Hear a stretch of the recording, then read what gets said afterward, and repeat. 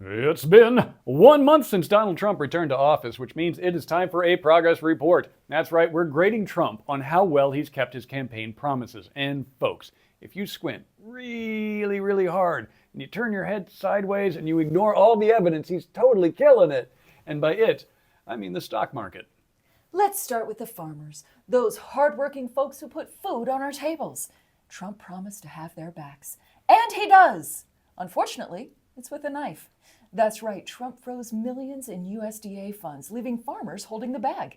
And thanks to his gutting of U.S. aid, there's about 30,000 tons of food stuck in Houston's port, just rotting on boats instead of going to hungry people. Anyone peckish for some compost?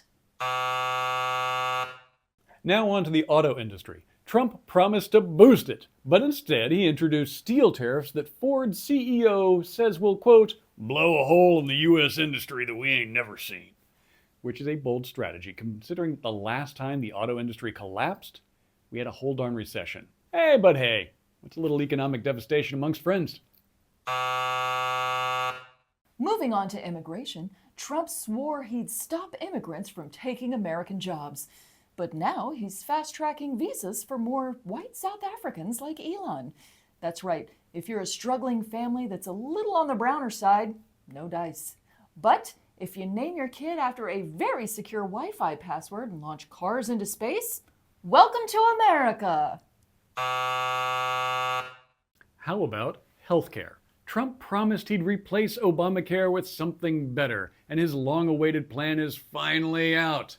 Cutting Medicaid to make room for a $4 trillion debt ceiling increase and $400 million worth of armored Teslas for the State Department. Hey, when Nana's nursing home shuts down, aren't you going to feel so much better knowing that a rich guy got like a little bit richer by sucking up to Orange Schittler? But what about job creation? Surely he's delivering on that, right? Republicans are job creators. Nope. He's freezing money for clean energy projects, which is killing jobs in red states, cutting the federal workforce with a chainsaw, and oh, look at that. Job growth was lower than expected last month. Ironically, it seems the only jobs available right now involve firing a lot of people. And then we get to grocery bills. Do you remember when Captain Wonderful stood in front of like a bunch of groceries and promised to make them all cheaper? Well, inflation is still up, which caused the Dow to drop 200 points. Egg prices, those are at a record high, and those China tariffs should start punching your pocketbook in the dick right around April. Trump's response is, quote, it's going to be painful for a while.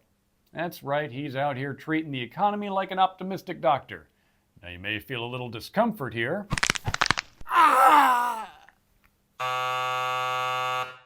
Now what about housing? Mr. Real Estate promised to lower prices, but his proposed tariffs on Mexico and Canada would make the cost of building a home way worse. But if you'd rather live in a Cybertruck than a house, I hear the State Department has some available out back. And finally, let's talk about transparency. Trump said he'd run an open government, but he is firing the people who handle whistleblower complaints, and Elon literally launched a new government website that is just a blank page. That's right, America, the official government website has the same amount of policy detail as a Trump campaign speech. This segment has been brought to you by I Can't Believe It's Not Butthurt brand butthole spread. Put some on your booty. You're gonna need it over the next 4 years.